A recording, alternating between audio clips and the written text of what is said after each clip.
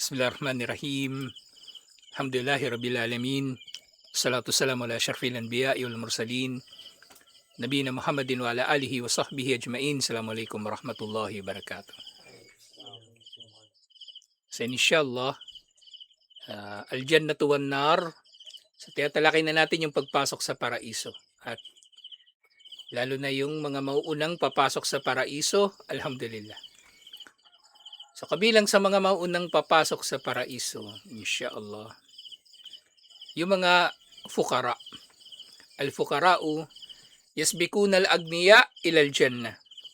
Ang mga dukha ay mauunang papasok sa paraiso kaysa sa mayayaman. Pero ito, unawain natin yung ilang mga bagay muna dito inshallah. Yung fukara na tinutukoy dito, yung mga may hirap na mas mababa pa yung level nila sa miskin. Diba, merong miskin, tas merong fakir, masakin, at merong fukara. Yung mga miskin, sila yung mga pwedeng tumanggap ng zakah. At nakikilala yung miskin na meron lang silang sapat na, kumbaga, pang araw-araw lang nila na pamumuhay. Wala nang susobra na para magagamit nila makapamasyal. Kung meron man, konting-konti lang talaga. Kailangan nila magtipid ng husto para makaipon, halimbawa. So, yun yung mga miskin. At yung mga fukara naman, ito na yung talagang mas mababa pa sa kanila. Maaring kulang pa yung kanilang kinikita araw-araw sa pamumuhay nila. Maaring kulang pa. Ngayon dito sa usapin na ito, yung miskin, automatically pwede rin silang tumanggap ng zakah actually. Pwede na yung miskin.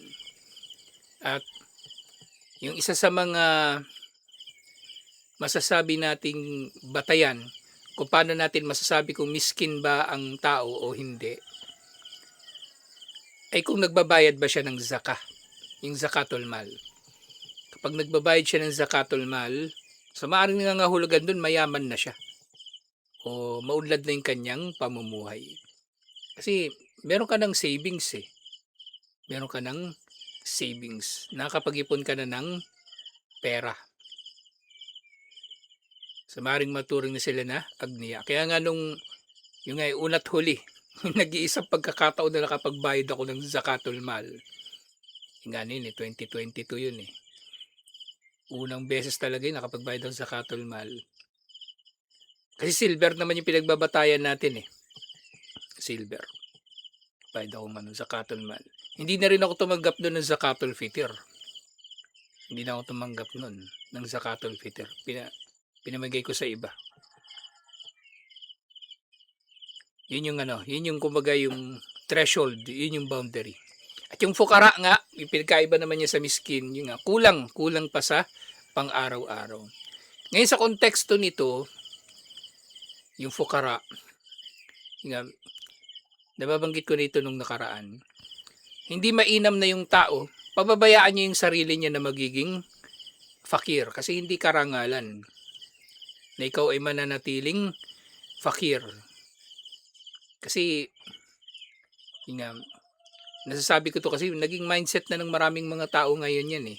Hinahayaan nila yung mga sarili nila na maghirap kasi feeling nila merong pribilehiyo sa pagiging mahirap kasi meron daw ayuda. Pero hindi rin eh. Hindi rin. Kung may pagkakataon na yumaman ka naman, di kunin mo yung pagkakataon. Pero problema nga, marami sa mga Pilipino, yun yung mindset nila eh, maging mahirap. Yun nga yung, ganyan yung kalagayan ng mga nakatira dati sa Smoky Mountain. Yung Smoky Mountain, tapunan ng basura yung dati sa Tondo, malapit sa dagat. Doon bago magdabotas, kung tatakbuhin mo yung pier, bago magdabotas. Matagal lang sarado yun, 1990s pa. Sa Maynila, ginawan sila ng temporary na matitirahan sa may Kapulong. Yun yung tinatawag nilang Aroma tsaka Happy Land. Yung squatters area, Happy Land yung pangalan. Ang laki ba ng arko doon, nakalagay doon. Happy Land, kitang-kita mo sa malayo. Pinatira sila doon. Maganda yung mga pabahay noon eh. Pero temporary lang yun. Bato naman tsaka bakal. Kasi temporary lang. Mga 5 taon lang sila titira doon. Habang tinatayo yung condominium para sa kanila o tenement. Yung tinatawag na Paradise. Paradise Heights. Ganoon mo yan. Happy land. Titira ka doon pa samantala. Tapos lilipat ka sa Paradise Heights. Ngayon paglipat nila sa Paradise Heights, ang problema, kasi maganda ng tenement yun eh. Parang condominium na yun eh.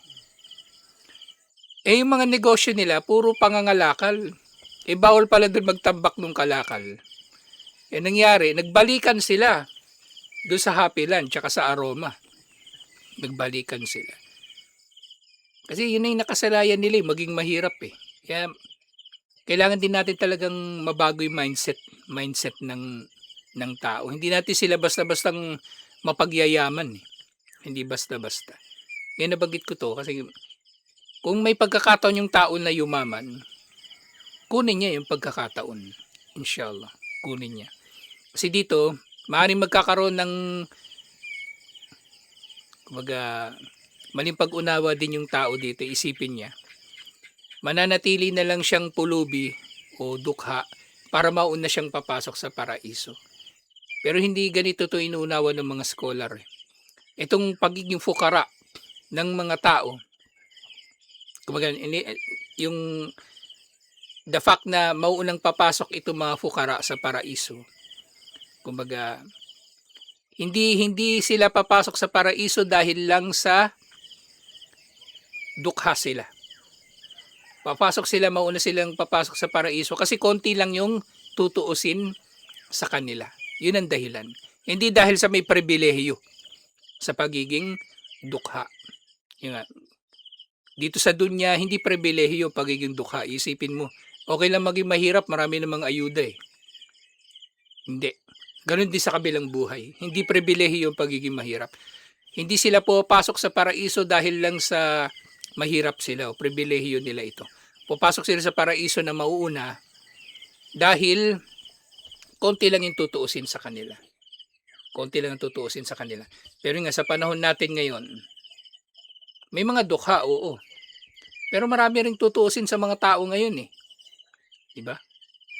Mamaya niyan, pulubi ka, dukha ka, pero hindi ka mauunang papasok sa paraiso kasi maraming tutuusin sa iyo. Tatanungin sa iyo ni Allah, bakit ka nananatiling dukha? Ba't mo pinabayaan yung sarili mo? Ba't mo pinabayaan yung pamilya mo? 'Di ba? Tatanungin din sa iyo ni Allah eh. Ikaw, binigyan ka ng trabaho nun, pinabayaan mo. Ngayon, bumalik ka sa pagbabasura, yan yung kinamatayan mo. Bakit mo pinabayaan? Yung mga anak mo, sana nakatira sila sa maayos na bahay. Mas ginusto mo, tumira sila sa squatter. Tapos aasa ka na mauuna kang papasok sa paraiso. Depende rin. Case to case basis din ang mangyayari dito. Kung yung tao, nakakaisip ang tao na maging makatwiran sa pag-unawa sa mga bagay-bagay, lalo na si Allah, magiging makatwiran siya sa kanyang paghatol. So inuuna natin babanggit tong bagay nito nang sa gayon, mawala muna yung mga posibleng lilitaw na mga maling pag-unawa sa usapin na ito. Ang tanging dahilan na mauuna ang mga dukha sa paraiso kaysa sa mayayaman ay dahil sa kaunti ang tutuusin sa kanila. Pero kung dukha ka nga pero marami namang tutuusin sa iyo, pareho lang. Pareho lang. Dukha ka nga, di ba? Pero yung mga kalakal mo naman pala, nakaw. Pwedeng ganun mangyayari eh. May nasunog dun, may nasunog. Yung mga kawad ng Meralco, hinatak nyo ng magkakapitbahay. Kasi tatansuin nyo. Di ba? Mga Muslim kayo, mga magkakapitbahay na Muslim. Nasunog yung nyo, yung squatters area nyo. Hatakin nyo yung kable ng Meralco. Naka 10 kilo kayo. Magkano? 5,000. 5,000 kito, tuwa kayo. Sinisip nyo, okay talaga maging mahirap. Nakalibreng tanso tayo. Tapos sa paraiso, mauuna tayong papasok. Hindi rin. Hindi rin.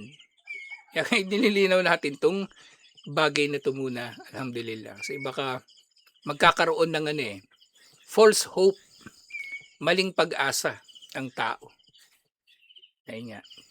magdudulot din na hayaan na lang niya yung sarili niya na maghirap. Hindi pwede. Hindi pwedeng papabayaan mo lang yung sarili mo na maghirap.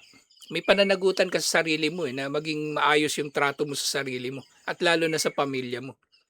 Kasi hayaan mo lang yung mga anak mo. Hayaan mo yung mga anak mo nangangalakal din. Kumakain ng pagpag, mga kilo-kilo ng mga tira-tira sa mga fast food. Pananagutan mo yan. Pananagutan mo yan. So iniulat ni Imam Muslim mula kay Abdullah bin Amr radhiyallahu anhuma. Sinabi ni Propeta Muhammad sallallahu alaihi wasallam, inna fuqara'al muhajirin yasbikuna al-agniya yawmal qiyamati ilal jannati bi arba'ina kharifa. Sa iniulat ni Abdullah bin Amr na ang may hirap daw na mga muhajirun, yung mga galing ng Makkah na pumunta ng Madina, lumikas patungong Madina. Mauuna daw sila sa mayayaman na pumasok sa paraiso ng 40 taon. 40 years sila na mauuna. Di ba sa ibang mga ulat, 500 years, di ba? Pero kung titingnan natin dito, 40 years lang. At maaaring ang tinutukoy dito, muhajirin pa lang yung tinutukoy dito yung kanilang kalagayan. Mauuna sila ng 40 years sa mga mayayaman na maaaring muhajirin din o hindi muhajirin. Pero yung 40 years, di ba? Sa dami ng tutuusin sa tao, napakahaba na nitong 40 years. Diba? Halimbawa, yung isang bagay, 40 years mong ginagawa. 20 anyos ka pa lang, nasa JNT ka na. Tapos 60 years old ka na, nandun ka pa rin. Inisip mo, di ba? Nakakainip na dito, parang nakakayamot na dito, tagal-tagal na rito. 40 years na ako. Tapos hanggang ngayon, ganun pa rin yung kalakaran sa JNT. Di ba?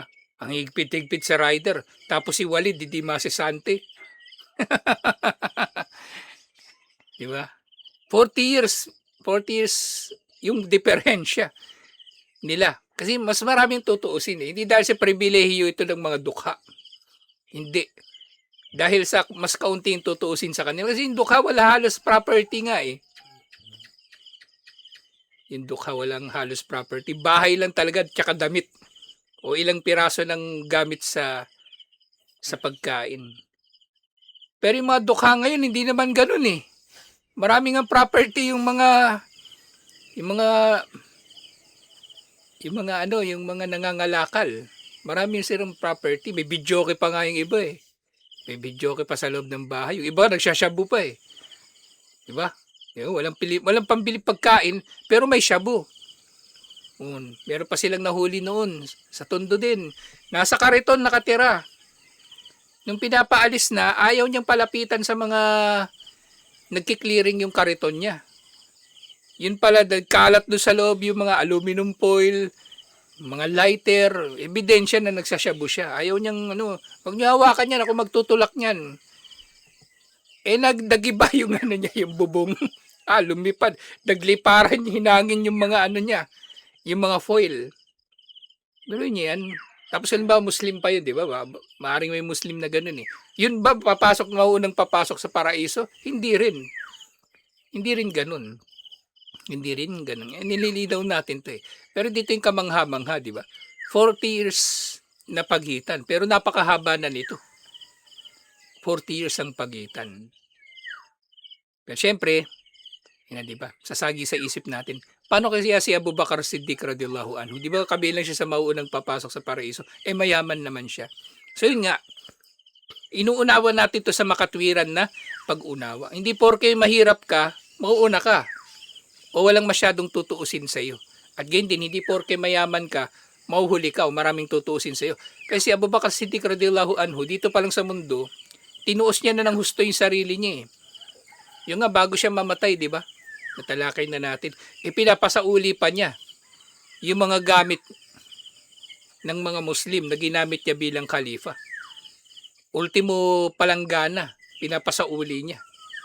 Kasi gamit daw yun ng mga Muslim.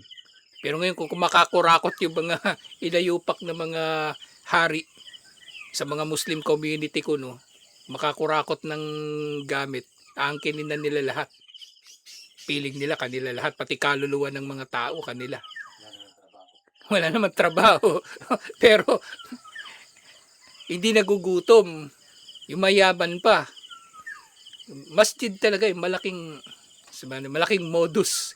Nagpapatayan niya mga yan, magtayo ng masjid o mamahala ng masjid. Wala namang malasakit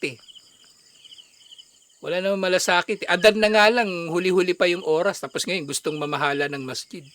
Kasi may modus Ang trabaho pero nagka-4 wheels. Nagka-4 wheels. Ngayon talagang, apakalaking Akala nila, ganun-ganun lang yun Kung isipin nyo ito, 40 years, di ba? 40 years. Oo nga, 45 years old na ako ngayon Parang nainip na ako sa buhay ko Ito, 40 years ka naghihintay, 40 years ka tinutuos ni Allah. Araw-araw, parang araw-araw meron kang hearing. Di ba? Mayayamot ka Yung nga lang, ikaw yung magkakaso, di ba? Ikaw yung magsasampa ng kaso, tapos araw-araw may hearing. Isipin mo, ayoko na nga lang magkaso. Abala, di ba? Ito, araw-araw, ikaw ang hinihiring, ikaw ang may kaso.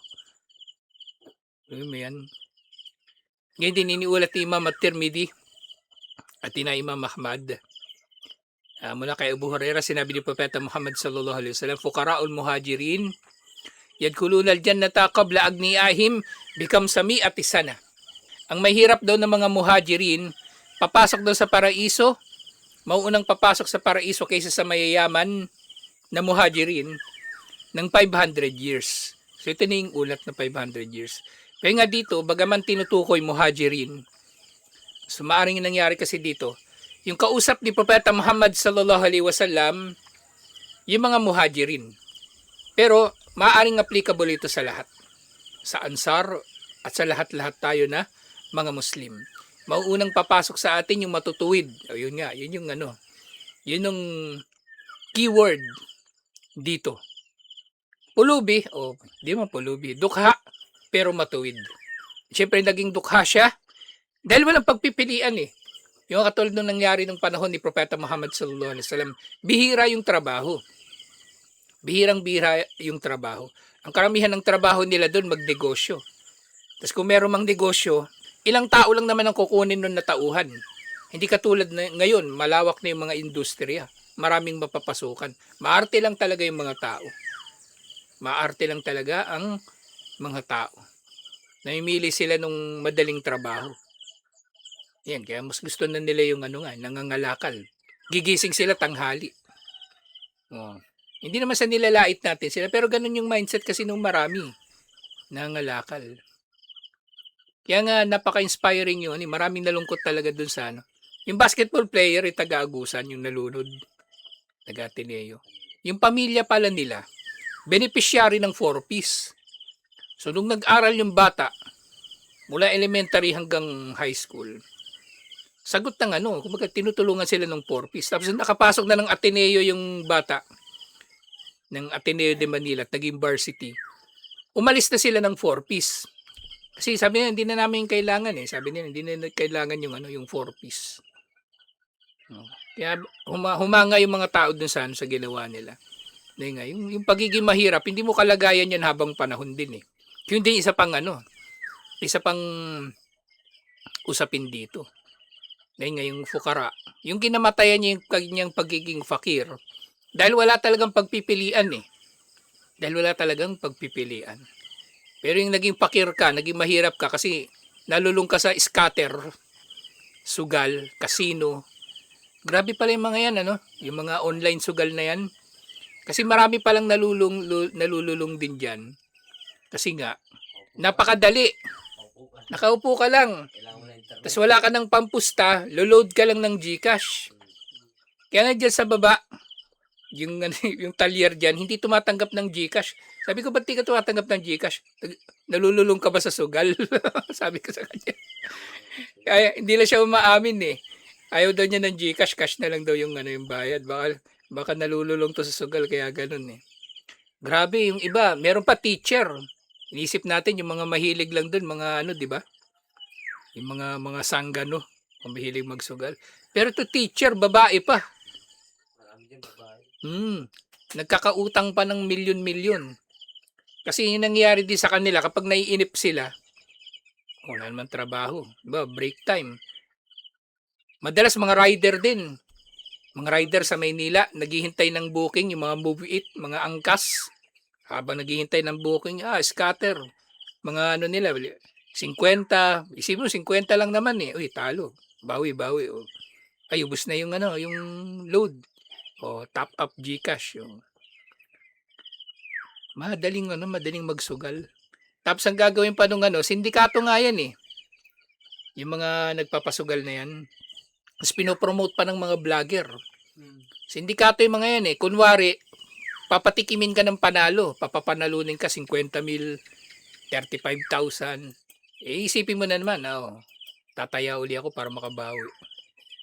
Buti nga naghigpit yung ano dyan Bangko Sentral. Pero maraming paraan para makalusot sila eh. Maraming paraan. Tapos nalaman ko ngayon, nung nag-hearing yung PAGCOR, ang konti lang pala ng kinikita dyan ng gobyerno. Iba yung PAGCOR, rehistrado sa PAGCOR yung mga ano na yan eh, mga inayupak na yan eh. Ang nakolekta nila nung 2025, 12 billion lang. Napakaliit itong 12 billion para sa napakalaking trouble na dinulot niya sa ekonomiya. Napakaliit. Kumita ng 12 million o 12 billion sa sugal. Mga online sugal na yun, 12 billion. Yung online sugal pa lang yung ano ewan ko kung yung ano nila na yun, yung statistics nila yun sa online sugal. O kasama na lahat, kasama yung mga casino. 12 billion. Yung ginagastos ng gobyerno para hulihin yung mga kriminal, mga illegal na nag-ooperate ng mga sugalan na yan. At yung mga economic cost, mga opportunity cost na dinudulot nito sa mga tao na nalululong sa sugal. 'Di ba? Mas malaki pa doon. Ibawal na nila yan lahat. Ibawal na nila lahat yan. Kasi ganyan yung nangyari sa Pogo eh. Nag-report yung NEDA na bago na sila ngayon eh. Ano na sila ngayon eh. Hindi na sila authority na lang. Ano na sila ngayon eh. Cabinet na sila ngayon eh. Yung report nila noon, yung ginagastos daw ng gobyerno sa Pogo, mas malaki pa sa kinikita nito sa Pogo. Kasi lahat ng mga krimen sa Pogo na nangyayari na nire-respondihan ng PNP, NBI at ng iba pa, malaki yung ginagastos nila kaysa sa kinikita sa Pogo. Kaya naisipan nilang ipasara na. So ganun din, napakasama talaga ng sugal eh.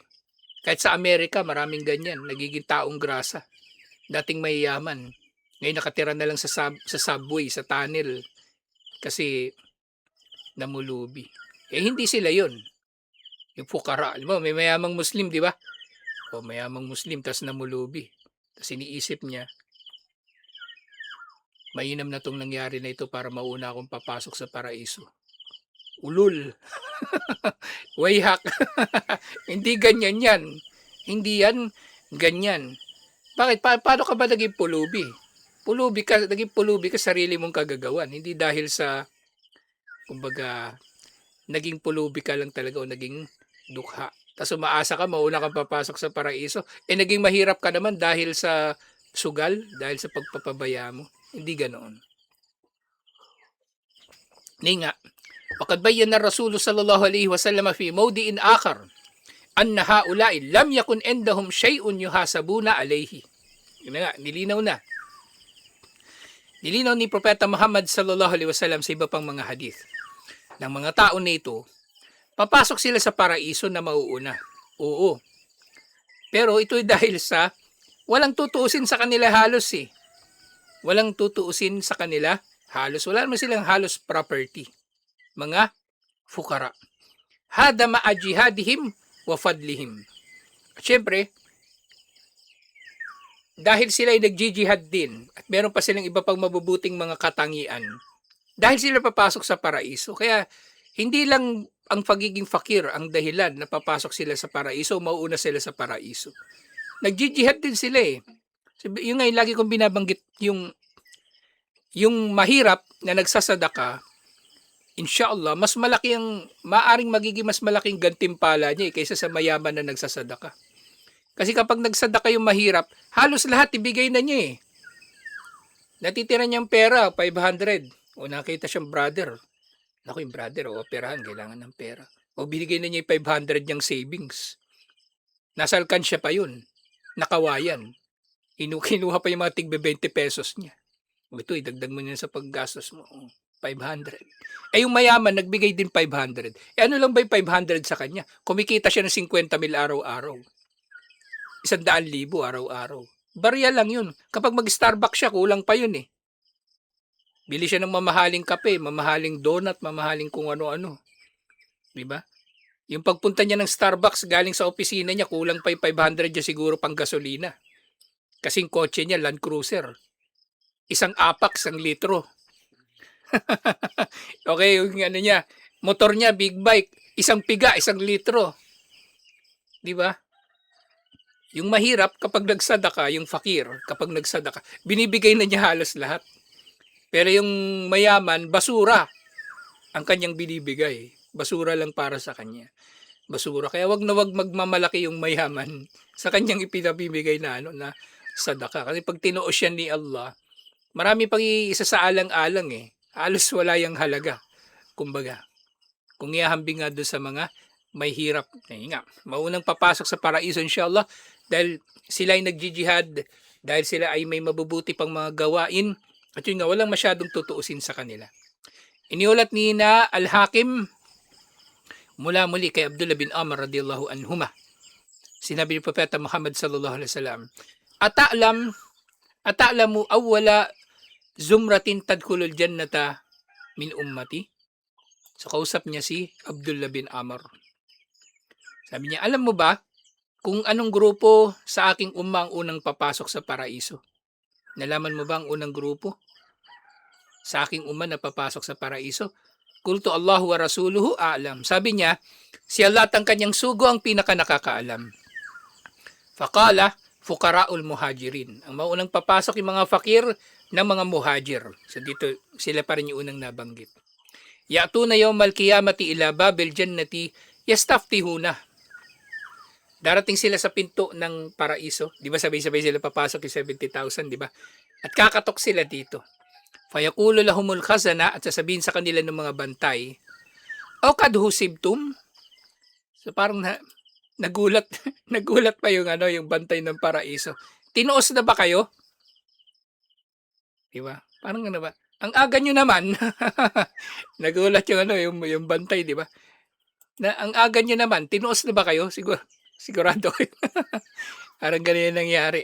Tiyatanong sila nung bantay. Aw kad husibtum, tinuos na ba kayo? Payakulo na, bi ayyi shay'in nuhasabu. Sabi ng mga nandun, ano ba yung tutuusin sa amin? Ibig nila sabihin, walang tutuusin halos sa kanila. At kung meron man, pinaumanhinan na ni Allah. Diba? Yun yung pinakamainam sa yung kapatawaran ni Allah, habag ni Allah, pagpapaumanhin ni Allah. Pwedeng meron mga bagay na ikatatagal natin sa pagtutuos. Pero dahil kinahabagan tayo ni Allah, sige, pwede na yan. Palusutin nyo na yan. Di ba napakainam nun? Napakainam nun.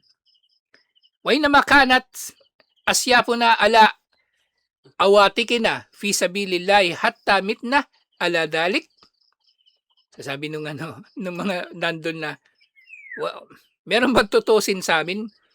Liban na lang na, kumbaga, ang ginagawa lang naman nila kasi talaga, dala-dala daw nila yung kanilang mga espada sa landas ni Allah hanggang sila ay mapatay. So itong unang grupo na ito, maintindihan natin, sa bukod sa pakir sila, may hirap, so nagjijihad sila. So gumagawa sila ng mabuti. Hindi porke fakir ka lang, mauna ka na sa paraiso. Hindi ganun kasimple ang bagay na ito. Fayuftahu lahum, pagbubuksan para sa kanila yung lagusan. Fayakulu na fihi arba'ina aman kabla fayakilu na fihi arba'ina yawman kabla an yadkhulaha an nasu. Pagpasok nila sa paraiso, mananatili na sila doon ng 40 years bago pa man dumating dito ang iba pang mga tao. At iniulat ni Imam al-Bukhari, kumtu ala babil jannati fakana amatun mandakalaha al-masakin. nandun daw siya, nakatayo daw siya sa may pinto ng paraiso at nakita niya na ang mga karamihan daw ng papasok doon ay may hirap. Dito nga miskin yung binanggit hindi fakir. Wa ashabul jadd mahbusuna gaira anna ashaban nar kad umira bihim ilan nar. So nandun daw sa mauunang papasok sa paraiso yung mga may hirap. Pero yung mga mayayaman na mga Muslim, nandun pa rin tinutuos. Liban na lang doon sa mga itatapon sa impyerno na mauuna na silang itatapon sa impyerno. So ganito pala.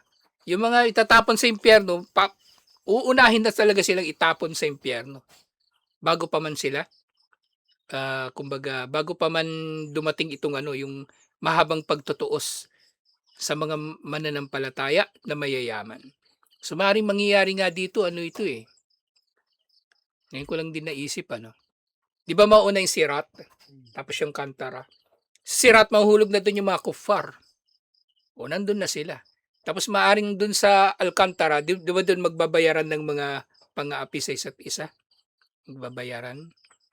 So maaaring doon na magtatagal din yung mga tao. Natutuusin na magtatagal ang pagtutuos sa kanila. Doon din sila magtatagal. Waliyadu billah.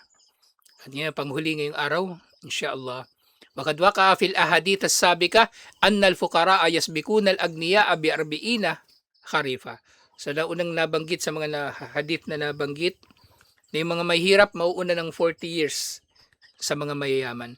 Wajaa fi hadithin akhar bikam samia at meron naman 500 years sila mauuna. Wawajhat tawfiq bain al-hadithain anna al-fuqara mukhtaliful hal. So para ma-reconcile daw tong hadith na ito, di ba may contradiction, di ba? 40 years tsaka 500 years. Ang dito, ang reconciliation ng dalawang hadith na ito, depende ito sa kalagayan ng fakir. Merong mga fakir na papasok ng mauna ng 40 years, merong fakir na papasok mauna ng 500 years. Makadalik al-agniya, kamayakulot Qurtubi. So ganun din yung mga mayayaman. Baka merong mayayaman, sabay silang papasok doon sa may hirap. Kasing yaman nila, malinis, dalisay, wala nang tutuusin. Kasi walang halong pandurugas Tapos ginamit naman nila halos lahat sa pagtutustos lang sa pamilya at sa landas ni Allah. Falfukara'u mutawafuna fi quwwati imanihim wa taqaddumihim. Yung mga mahirap daw, depende. Depende sa kumbaga, kanilang mga kalagayan ng kanilang mga iman, kanilang mga ginawa para sa relihiyon. Kung gaano sila kaagang papasok sa paraiso. Hindi rin kasi sila sabay-sabay Walag niya o kadalik. Ganyan din yung mayaman, hindi sila sabay-sabay na mahuhuli. Merong mauuna sa kanila. Faida kana al-hisabu bi'tibari awwal al-fuqara dukhul al-jannah wa akhir al-agdiya dukhulan al-jannah fatakunu al-mudda kamsamiat am. So ganito paliwanag ni Imam al-Qurtubi. Yung hadith na 500 years, ito raw ang magiging pagitan ng naunang fukara at nahuhuli na agniya. Total, 500 years. Isipin mo 500 years. Papasok ka pa rin sa paraiso. Pero 500 years ka naghihintay na tinutuos ka. Wag na lang. Diba? Gawin mo na lahat ng magagawa mo. Kung mayaman ka man, magsadaka ka ng magsadaka. Gumawa ng lahat ng paraan para matiyak mo na halal ang iyong yaman. Amma ida nadarta ila akhiril fuqara dukhulanil jannah wa awwalil agniya dukhulanil jannah fatakunal muddatu 40 kharifa. Pero kung tutuusin naman daw yung huling mahirap na papasok sa paraiso at yung unang mayaman na papasok sa paraiso, 40 years naman yung pagitan nila. 40 years. Bi'tibari awwalil fuqara wa akhiril agniya wallahu a'lam. Kung tutuusin ang unang fakir at kahuli-hulihang mayaman, doon natin ma-reconcile ang dalawang hadith na ito. Alhamdulillah. Pero bandang huli, makatwiran dapat na iniintindi natin ang bagay na ito, inshallah. Hindi porke mahirap ka, mauna ka na basta-basta sa paraiso. Hindi yun ganun kasimple. Alhamdulillah. So tutuloy natin ito inshallah. Assalamualaikum warahmatullahi wabarakatuh.